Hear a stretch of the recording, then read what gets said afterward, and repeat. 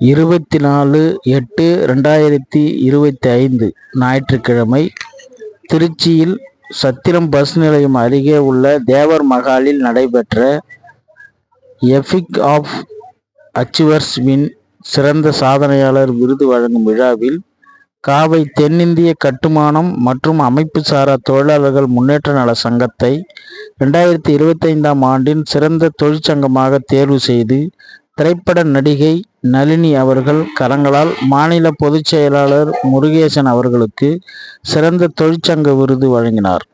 உடன் மாவட்ட செயலாளர் வாசு மற்றும் காவை நகர துணைத் தலைவர் பாலமுருகன் இருந்தனர். நீதி உரிமை செய்திகள்.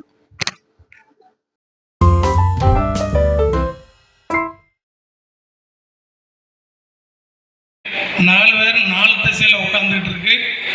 குடும்பத்தில் இருக்க ஒரு அநீதியங்கள்லாம் ரொம்ப குறைஞ்சிருச்சு. ரொம்ப ஒரு குடும்பத்தில் ஒரு பிரச்சனைக்கு முதல் இந்த மொபைல் தான். இந்த மொபைலை நீங்கள் குறைங்க.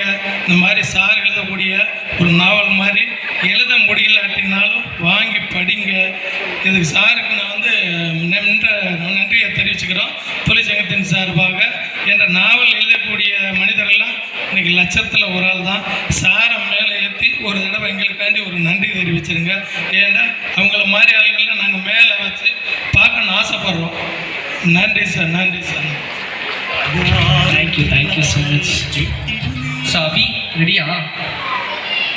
So yes, without any delay, next single.